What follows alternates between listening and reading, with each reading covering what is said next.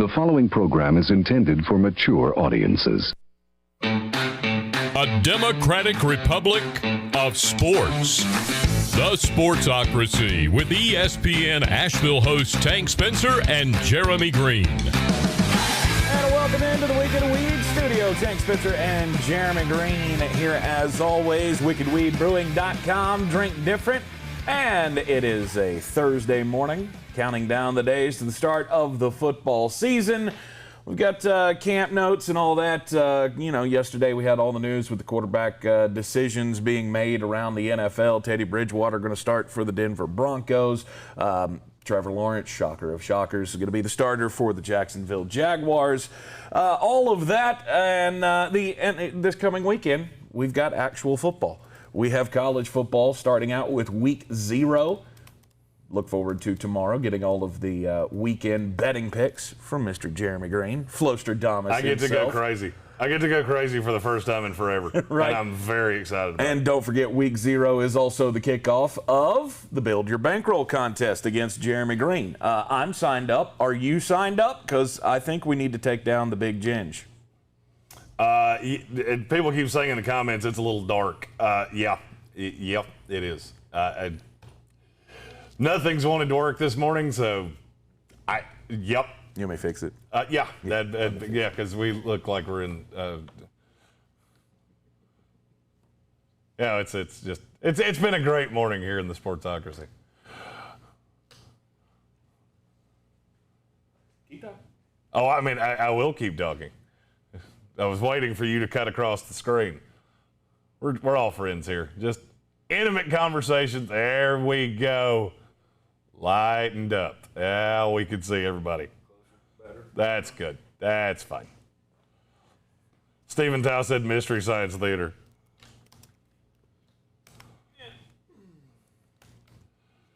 Kelvin Joyner asked if we're getting that Betting 101 show. Yes, we are. We've done. It seems like every time I think things have just lightened up and now we just get to do the fun shit, something happens like this morning and it all comes tumbling after. It's never an easy road to the top. All right, now we're good. Now where you can see us and all the shit's just wonderful. Again, welcome into the Wicked Weed studio. If you want to get involved in the Build Your Bankroll contest, the link is in the description of this here video. We also have it posted up on the Facebook page. So get signed up. Basically, the way this works, if you're not familiar so far, you sign up. It's absolutely free at Play Action Pools. You get 10,000 fantasy dollars to wager throughout the season. There is a buy-in, a rebuy, I guess we could say. If you do, waste all of your $10,000. But the idea here is to, like I said, show Jeremy that he is not the Flowstradamus he believes he is. Well, I'm going hard in the paint this week, so if you want to prove me wrong, you better feel real good about either Fresno State or Hawaii. Because I do. See, this is and one of the things that's bullshit about this contest is that you know exactly what I'm picking. Yes. Which gives me a hell of a little handicap. Don't care. Don't care. Don't care. Can't wait for Kansas State, Liberty, and Mississippi State. Week 0 this weekend. Also this weekend, the NFL Network's Top 100 is going to reveal the order of the top 10.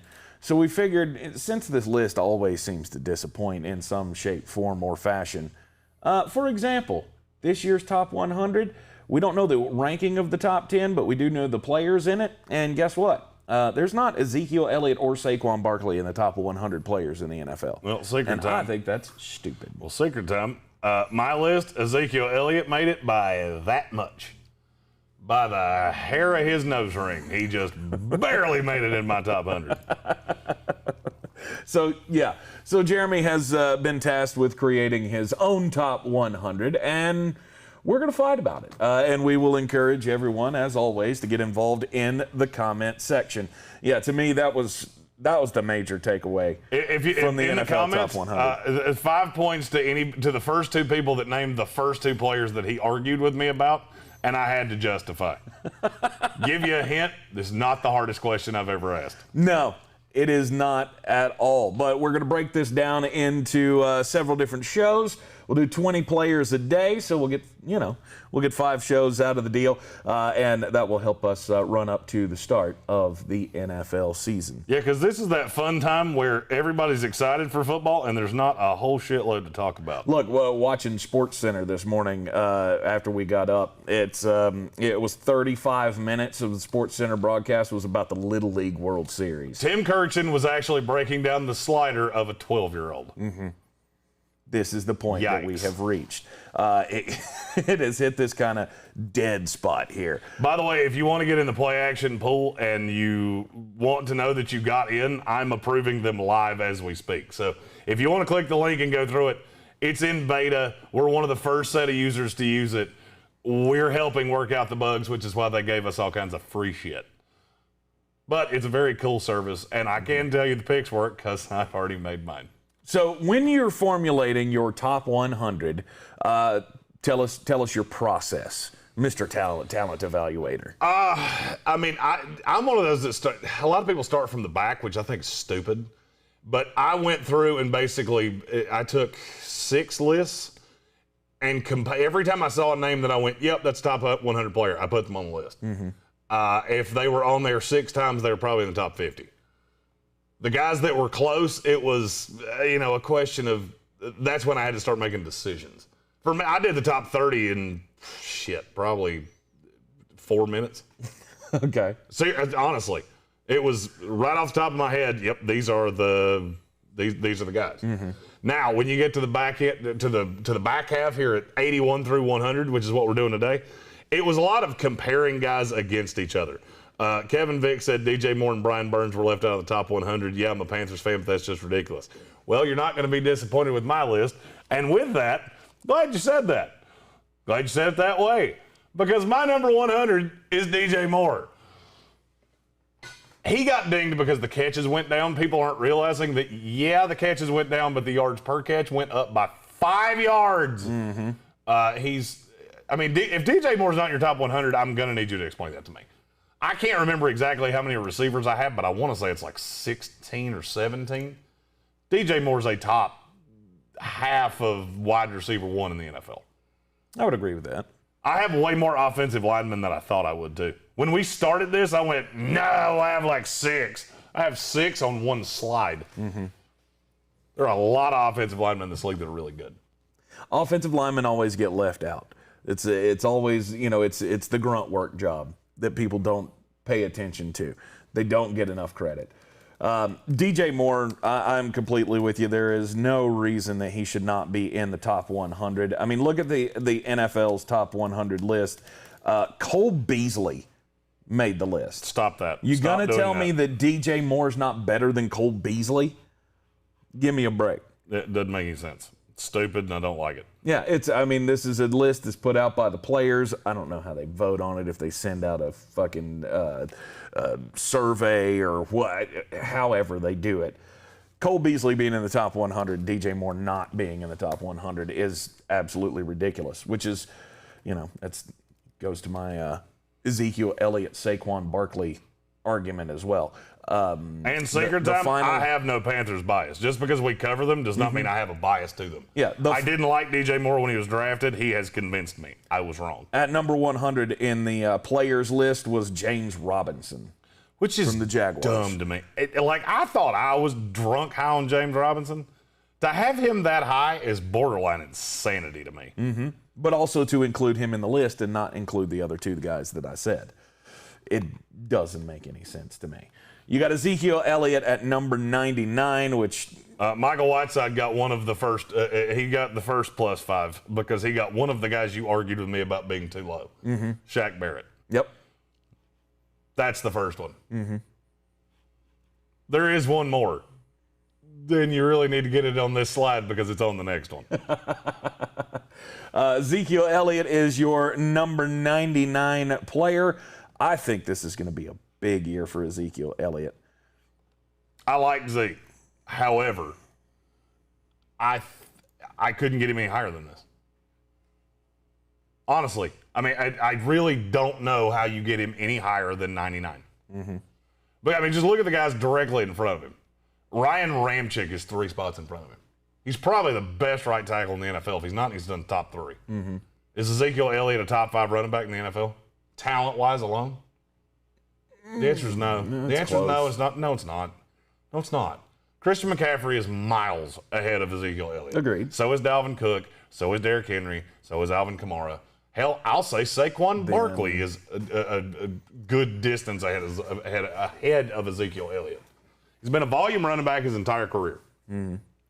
Not saying he's not good. You're in the top 100 players in the NFL. You're good. God, I have to give Stephen Tao partial credit. Stephen Tao gets plus 2.5 because he did argue with me with that guy, but that's not the one I'm talking about. Basically, just name Tampa Bay Buccaneers, you'll eventually get it. Yeah, pretty much. God, you're such a fucking homer. It just irks the fuck out of me. Kevin Vick said Antonio Brown. He's not in the top 100. Matter of fact, I didn't even think about Antonio Brown, if I'm being really honest. I knew Ezekiel Elliott was going to be a guy that some people were going to say, oh, you're too low. Am I, though? I mean, I think Am I, though? I think you are. I don't. I mean, he can do all of the things. He's got speed. He can catch the ball.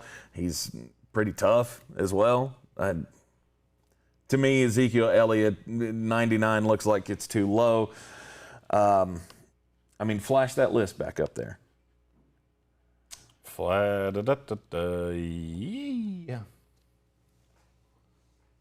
I mean, I would definitely have him ahead of Tj Hawkinson. You're wrong. How? Tj Hawkinson's the top 5 player at his position. Fact or fiction? It's a fact, and it's not even close. Yeah. It's not even debatable. Tj Hawkinson is an all-around tight end. Ezekiel Elliott is not really an all-around running back. He doesn't block all that well. He's a half-assed receiver. And yet I'm sitting here defending why he's so bad, and yet I still had him in the top 100. Mm-hmm. He's not bad. I think I only had 8 running backs on this list. So, you know, he's up there pretty high. Yeah. But I don't see, and I also misspelled his name, and I just realized it. He's where he belongs to me. He's right there on the back end of the top 100. 98, Elton Jenkins. Yeah, how many guys in the NFL can you say played every fucking position? He played tackle, guard, and center as a rookie. And he graded positively in all of them. That's a guy that I know I'm going to catch shit about. Mm-hmm. And I'm going to say this as nicely as I can. I'm right about it, and you're wrong. If you're disagreeing with me, just straight up, I'm right and you're wrong. That's a guy I watched all year last year going, I liked him coming out. I didn't like him nearly enough. Mm-hmm. He kept that offensive line together. And it was incredibly impressive. And to me, that means you deserve a spot in the top 100. I think a lot of people will take exception to that, just that he hasn't been in the league all that long. I don't care. There's a lot of guys that haven't been in the league that long. Mm-hmm. Let's be really honest. Josh Allen hadn't been in the league that long. I'll give you a hint. The number next to his name doesn't have more than 1 digit. As it shouldn't. Yeah. There's a lot of guys on this list that have not been in the league a long time. Mm-hmm. Don't care. As a matter of fact, I'll be really honest with you, there's not a lot of old guys on this list. I mean, he's quarterback. He's also a guard, and he's not going to get any. He doesn't get any love for being a guard. But he should. I would say he's a top 5 guard in the NFL. Right. Already. And he can swing out to tackle when you need him to. And with that Green Bay line, that's beneficial because every fucking one of them gets hurt about once every 3 hours. Mm-hmm. So, yeah, he belongs on this list. And I didn't even have to think. He was one of those that I put the name on the list and went, yeah, he's going to be there somewhere. He's actually a little lower than I would have liked him. But you want to talk about a career turnaround for a guy? Yeah. Garrett Bowles, who was, for the first 2 years in his career, the most disaster. Yeah, he was the most flagged tackle in the entire NFL. Somehow, in the 3rd year, he figured it out. Now, I mean, hell, he's been in the league for 5 years now? Is that right? Bowles, yeah. Yeah. Yeah, because he just signed his deal. Now he's an elite tackle in this league. Mm-hmm. This is a kid that has worked his ass off. He deserves a spot on this list. Very talented, very good feet, which is words I never thought I would put in the same sentence. Watching him the first 2 years in the league, I honest to God didn't think he was going to make it to the 3rd year. Mm-hmm. It's so funny how many Buccaneers have been thrown at me, and nobody has gotten the second one yet. I'm still trying to figure out who the hell you were talking about. Yeah, that's weird because you looked at me like I was out of my fucking mind when I told you where he was. Oh, well, we'll get to it in a second, so don't worry. Yeah. All right, so Garrett Bowles at 97, Ryan Ramczyk at 96. He gets dinged because he's a right tackle. He also gets dinged, and this is by hook or by crook, he gets dinged because he's astronomically overpaid. Mm-hmm. I have Taylor Moton, and for me, this is not necessarily the top 100 players. This is everything all put in together. So do I think Taylor Moton is a better on-field player than Ryan Ramczyk? No. However, do I think he's a better value? Yes, I do, because he makes less money. Mm-hmm. So that's why he's now granted, I think they're damn close, side by side in on-field production, and Moton's not that much lesser paid than him. I think Ryan Ramczyk is a lot of the reason why I have been iffy on the Saints. I mean, and it's not because of him. What I'm saying is I don't really believe in that team overall, but the fact that their offensive line is so damn good makes me think that we've been too down on them through the preseason process. Because there's going to be at least one more offensive lineman from the New Orleans Saints on this top 100 list. I mean, if not, you did it wrong. He's up there. Okay. Have no fear. He's up there. All right.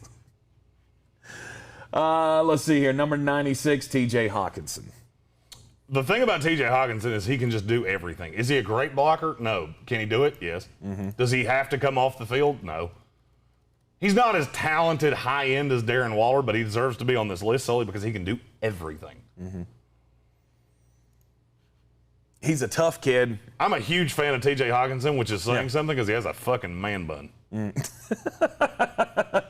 He's a tough kid, but I just don't know if he's there yet. I don't know if he's an elite tight end in the NFL. He's one of the better ones, but I just don't. I can't put him in that list, obviously, with the top three that we talk about ad nauseum. He's a top 5 in the NFL tight end, and it's not even debatable to me. I mean, not even debatable. He's ahead of Mark Andrews because Mark Andrews couldn't block me. Mm-hmm. Great receiver, but Tj Hawkinson's a better all-around player. He's the better all-around player. Mm-hmm. Okay. Brighter future. I love Tj Hawkinson. Yeah. That's a guy. Somebody asked me the other day, where would I be willing to take Tj Hawkinson? It's higher. It's way higher than you. Oh, yeah. I think he's a late 5, early 6 in a fantasy draft. I think he's going to have that huge year that you're talking about out of Ezekiel Elliott. I see that out of Tj Hawkinson. Really? Jared Goff behind a bad line. What do you think he's going to do? Mm-hmm. Throw it quick. Yep. And who does that go to? Tj Hawkinson. I could see that. I mean, he had 100 targets last year. Hey, Rob Johnson yards. Finally got it. +5, Rob Johnson. It's Tristan Wirfs. Tristan Wirfs. Yeah. I have to give Rob Johnson credit. I think he went down the depth chart of the Bucs. Like, who could possibly be in this list? Commitment. Right. I always applaud commitment. All right. 67 catches last year, 723 yards, 6 touchdowns for Tj Hawkinson. How much better do you think he can be this year? Or how much better do you think those numbers can be this year? Give them to me again. 67 catches, 723 yards, 6 touchdowns. The last 2. The yards are going to be higher, and the touchdowns are going to be higher. Because now he is the unquestioned number 1 receiver on that team. Yes. And you can't really load up against him because what are you going to load up against? What are you going to put a corner on him? My God, he's a damn freak of nature. He's stronger than your corner, he's bigger than your safety, and he's faster than your linebacker. Mm-hmm. So that one of the reasons that I have always been called the tight end whisperer is because I pay more attention to tight ends than damn near anybody. So, I love this kid. And he 100% to me deserved a spot in the top 100. All right, number 95, or that was 95, number 94, Taylor Moton, offensive tackle from the Carolina Panthers. He got his franchise tag deal this year. Nah, that was the smart move, the smartest move that the Carolina Panthers have made in a while, and he is going to anchor that offensive line in front of Sam Darnold because the rest of it is garbage. Gabbage.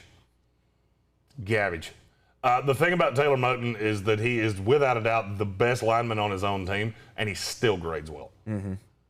Which is weird because a lot of times you'll see blitzes thrown to the interior of a tackle like that because he's so good that you'll see people try to overload the guard, and it doesn't matter. He's just a super talented player, really light on his feet. That's one of the he was the beginning of hitting in the draft for the Carolina Panthers. They didn't do that very much 6 years ago. Mm-hmm. Now they seem to do it a lot. Mm-hmm. Shut down corners. There are very few in this league that are as good as Marshawn Lattimore. He comes in at number 93. I just think of how much of a pain in the ass he has been to everybody in the NFC South. He's the one guy that you know if he's healthy and he's playing, you can't play Mike Evans that week. He is the kryptonite to Mike Evans' Superman. You're 100% right.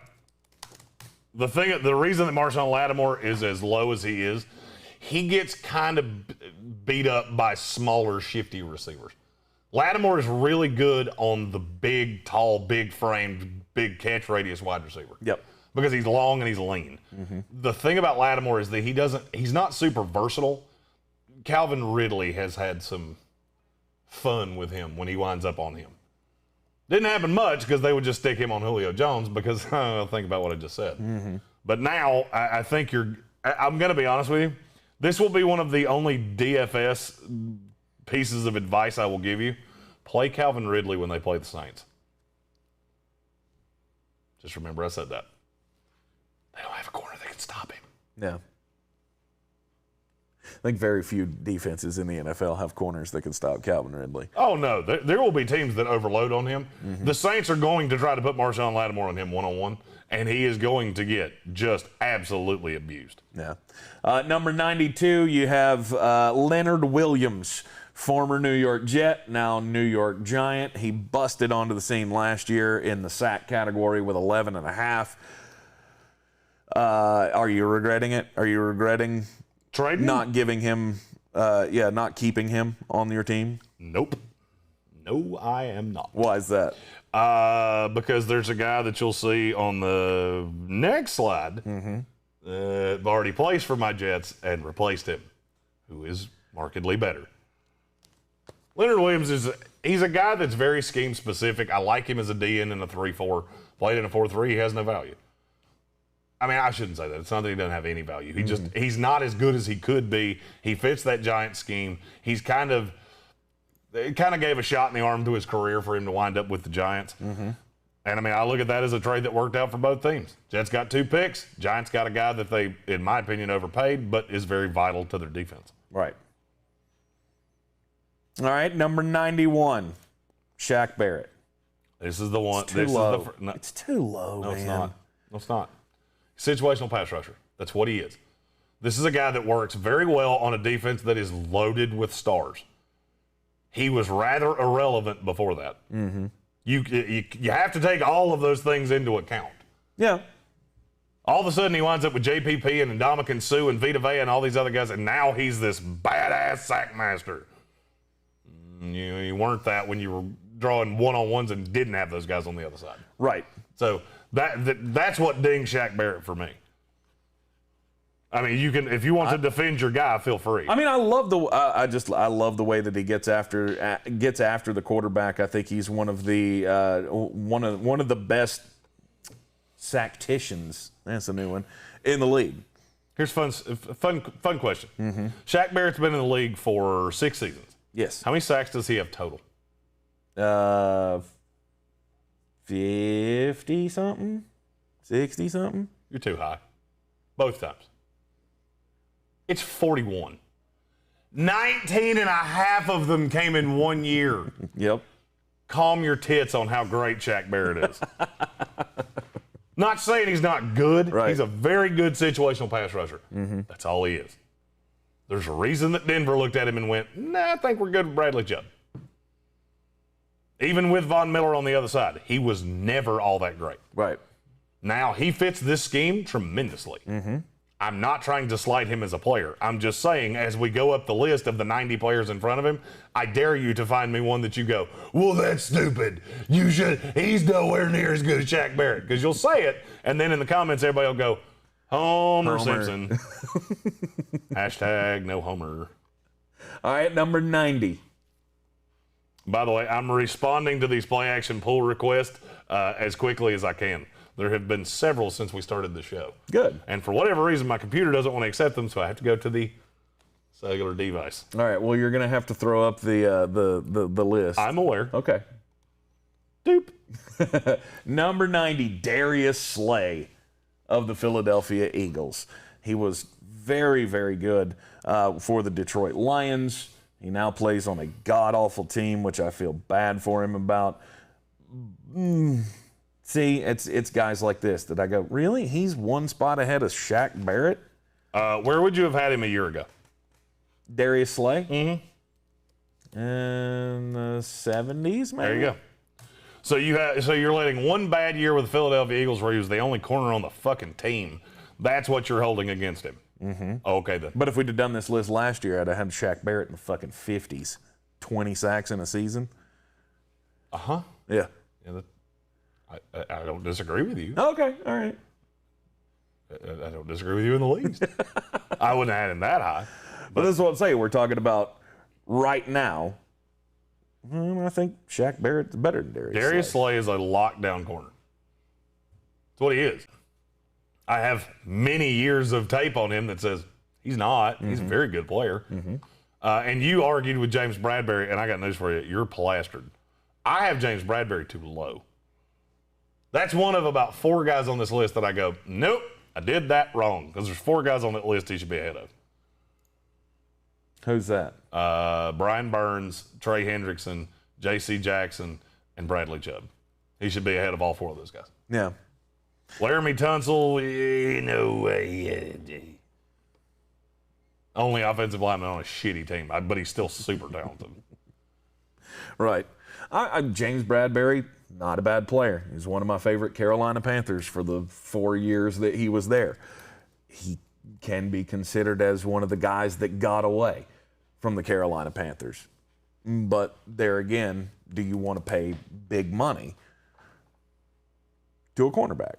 And that's not something that the Carolina Panthers have ever been really willing to do. I'm fine with it. So I couldn't really argue when they said no.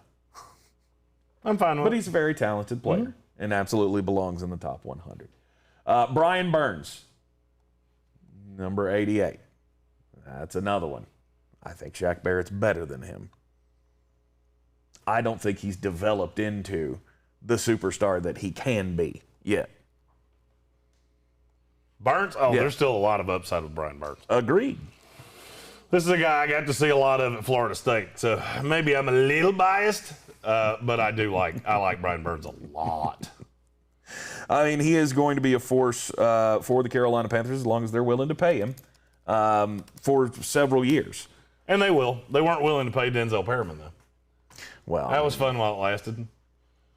What are you going to do? We'll miss what are you going to Denzel. do when you have Jermaine Carter balling out?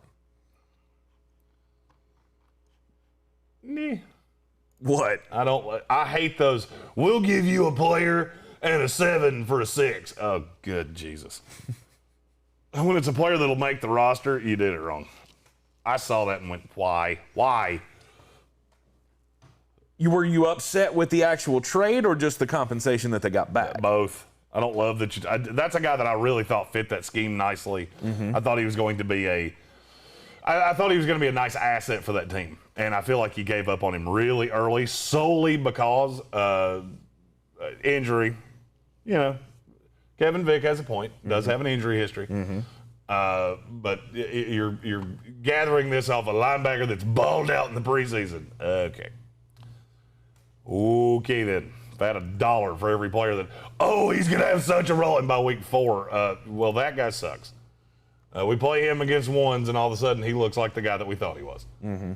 So I didn't love it, but what I do love is Brian Burns. Yeah, Brian Burns is really good. He's got 16.5 sacks already in 2 seasons in the NFL. Which is quite impressive. That's only going to get better. Especially for a guy whose snap count has not been as high as you would think it would be. Mm-hmm. I love Brian Burns. I loved him at Florida State. I love him now. Biggest knock on him was he was thin. 2 years in the NFL, that hasn't really mattered. Yeah. Trey Hendrickson, who many people, the Cincinnati Bengals, say it was fine that they got rid of Carl Lawson because they ended up getting Trey Hendrickson, who did, as we have pointed out before, he had a lot of success last year on the other side of Cam Jordan. The thing with Trey Hendrickson to me is that I don't know that he can ever be the best defensive end on a team. The thing is, he's a plus run guy, he's a plus pass guy. There's not a lot of defensive ends that do that. Mm-hmm. Look, if Carl Lawson had not gotten hurt, he would have been markedly higher on this list. He's not on this list, just so you know. If you're done for the year, you didn't make the list. So, sorry. Oh, damn. Does that mean Devin Funchess didn't make it? Shit. That guy can't catch a break. It's a top 100, not a top 1,000. You missed it by 1 decimal point. Number 86, Laramie Tunsil. The gas mask himself. Yeah. Man. The bad thing for him is that the number one thing he's remembered for is the trade. I think he'll be remembered for the trade more than draft night. I don't. I think the draft night he'll never live that down. The trade didn't help anything. But he's still a very talented left tackle. Mm-hmm. He's a diamond. He is the truffle in the pig poo that is the Houston Texans. Don't pigs like suck those up? Yeah, you're good. Yeah, they grow in poo. That's why I don't eat them. Yes, they do. And they're delicious. Gross. It's a big fungi. Yep. I'll pass. All right, Laramie Tunsil at 86. 85 is J.C. Jackson, the cornerback from the New England Patriots. This feels low to me. I'm not saying it is. I'm just saying it feels low. It's not. And he'll keep climbing this list. I don't know that he will. I think he benefits from having Stephon Gilmore on the other side. Gilmore falls, J.C. Jackson goes up. I think you're doing that wrong. You don't think when it comes... It's cause and effect. You don't think when it comes time he can take over that number one corner role for the New England Patriots? Can he be the number one corner? Yes. Will there be a significant drop-off from Stephon Gilmore to him? Hell yes. Stephon Gilmore's many spots ahead of him because he's a better player. Mm-hmm. And I'm not saying I don't like the guy. He's somebody whose interceptions make up for the fact that at times he does get beat. Mm-hmm. And you got 17 picks in 3 years. That's and 9 of them were in 1 year. Pretty friggin' good. Yeah, and 9 of them were in 1 year. We had Stephon Gilmore on the other side shutting down their one. Mm-hmm. They have to throw it somewhere. So I think he benefits from that. And to me, that doesn't mean jack shit to your talent. It means you can take advantage of an opportunity when given it, which is enough to get you on this list, but I don't see a reason to have him any higher than that. Okay. Bradley Chubb at 84. Hey, speaking of guys that really benefit from the guy on the other side. Bradley Chubb on the other side of Von Miller. Has he been everything that you thought he would be at the NFL level? I'll be honest with you. I would have had him lower last year than I have him this year. Mm-hmm. And a lot of people say that differently. This is a guy that had 12 sacks as a rookie. Mm-hmm. Last year, he was the only guy. Von Miller was hurt. It was very easy to isolate him, check him with a running back, check him with a tight end, and that hurt the stats. So people all of a sudden go, well, he's nowhere near the player. He still had 8 sacks in 14 games. Mm-hmm.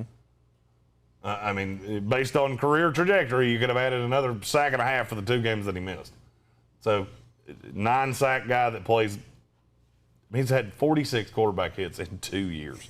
Well, 2 and a quarter of a season. Mm-hmm. That's a lot.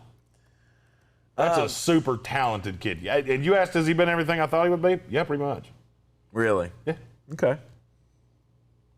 I'm not saying he's been a disappointment. I'm just, when he came into the league, I thought, man, he's going to be really awesome. And then he came in, guess what? He was really awesome. His rookie year, got hurt in his second year, and then last year we, like you said, had to see him be the only force on that defensive front for the Denver Broncos. I think this year will be a rebound year just solely because Von Miller is back. I love Bradley Chubb in IDP leagues this year. So I think having Von Miller on the other side again is going to greatly benefit the stats. Mm-hmm. Ryan Tannehill. Talk about another career turnaround. Ryan Tannehill, we all saw he was dog shit in Miami and goes to Tennessee and becomes one of the most efficient quarterbacks in the NFL. He's laser efficient. He's a guy that could arguably have been higher. I just don't know how to put him in front. I mean, look at the two guys directly in front of him. Mm-hmm. Like Keenan Allen is one spot ahead of him. Yep. It's not a slight. The players do these top 100 lists so wrong because you wind up with guys that are just hot. Like it's flash in the pan. Because, James Robinson was so good last year. I love the kid. Doesn't mean he's a top 100 player in the league. Mm-hmm. Yeah, he's just not. Ryan Tannehill is. And I can't remember how many quarterbacks are on this list. It's a good many. I want to say he's 11th among quarterbacks. Mm-hmm.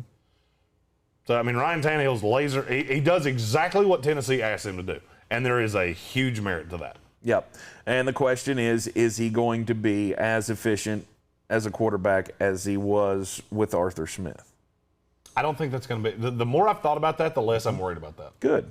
I'm glad you're finally coming around to my side. I'm less worried about that. I think it's going to hurt because I think the offense is going to look different. Right. My fear is that they're going to ask him to do too much now that they've got two toys. Mm-hmm. Arthur Smith knew what Corey Davis was. Corey Davis is a great all-around wide receiver. By the way, one guy that didn't make this list that I'm really pissed I didn't find a way to get him in. But he didn't. Who? Corey Davis. Call me a homer. There's there's two Jets on this list. 100 players, there's two Jets. Oh my God! If Elijah Moore's on this list, he's not. Okay, thank you. There are no rookies on this list. I don't think there should be. There's not one rookie on this list. I don't think there should be. Don't die. Don't die. Scoozy. There should be no rookies on this list. I don't think one player comes into the NFL being, he's immediately a top 100 player. Elijah Moore. Zach Wilson. Stop that. By the way, I have to bitch about this. I know this is not what we're doing today. Okay. And I'll bitch about this on the ESPN show too. Kyle Shanahan is quickly becoming the person that annoys me the most in the world. Just because he looks goofy? Well, because he looks like the great Kazoo with that stupid fucking hat, and he keeps lying to us, and it really irritates me. I don't know who our starter is. Shut the fuck up. Yes, you do.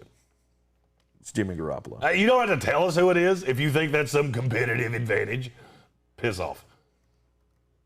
Just don't look me in the face and say, we got a pretty good idea. We haven't decided yet. Stop talking. Kazoo. There's still more to be played out. We got preseason week 3 coming up. And we're going to find out so much in this next preseason game.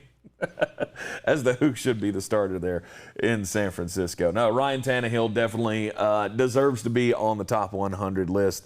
And 2 years ago, I'd have told you were absolutely nuts that there would be no shot that he would ever be on one of these lists. And somehow you put him on a team that's got the running game that it has, now the weapons that they have. Part of me wants to say he could be higher on this list next year. He could be. Depending on how it goes with Julio. He 100% could be. Mm-hmm. And there's a possibility he should have been higher this year. I just don't know how to put him in front of. Keenan Allen, wide receiver for the Los Angeles Chargers. This has been a guy that we've talked about a lot. Yeah, and every time we talk about him, you talk down, and I just don't get it. I don't understand why you poo-poo him. Because he doesn't score touchdowns? So much. Because he doesn't score touchdowns. Because for a high-end wide receiver, he's played 100 games. How many touchdowns do you think he has? In 100 games? 50. You're too high. It's 42. Okay. And that's with 2 8-touchdown seasons. For a 29-year-old wide receiver that's supposed to be, he's so great. And I think he is very good. He's got 300-yard seasons and just missed it one other time. Mm-hmm. He's a really, really good slot guy. He's a super high-end Cooper Kupp.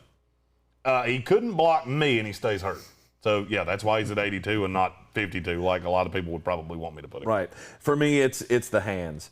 I mean, he catches damn near every ball thrown his way.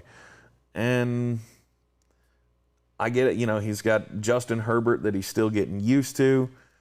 He had Phillip Rivers, who was a deadly accurate quarterback for a long time. But I think a lot of that is on him. The fact that he has, 400 yards, or not 100 catch seasons under his belt. He's going to be a great number 2 wide receiver behind Josh Palmer. Stop that. So Josh Palmer should be on this list, is what you're saying. He is on this list. No, he's not. No, he's not. You're gullible as shit. I just told you there's no damn rookies. And then number 81, Tristan Wirfs of the Tampa Bay Buccaneers. He's everything that I thought he would be coming out of college. He performed really well last year. His good's really good. His bad's really bad. Yeah, he has his moments. Rookie. Yeah, he was a rookie last year. Yeah. I mean, that's a guy. There's another guy from that class last year. Give you a hint what team he plays for. That's just ahead of Tristan Wirfs. The difference is, in game, I see less negative from Mekhi Becton than I see from Tristan Wirfs. Wirfs had a couple games last year where he was. Offensive linemen are one of those things that if you say their name several times during a game, it's probably not going well. He had a couple of those games where he became a lot of the narrative. Right. But the high end is very, very good. I still maintain he's a guard. Tristan? Yes. I still maintain he could have been a Quentin Nelson level guard. Yeah. I get it. Yeah, he's in the top 100 at tackle, so right. I understand it. Yeah. I'm just saying, I think had he been drafted as a guard, he could have been in the top 50. That's how good I think he could have been. Yeah. All right, so that is the 81 to 100, the first 20 players on the Sportsocracy version of the NFL Top 100. There are some similarities between your list and the players' list.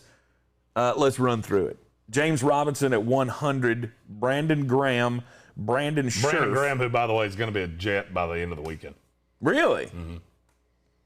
That'll be fun. The Jets have no defensive ends left. That will be a fine replacement. I've heard it's for Keelan Cole.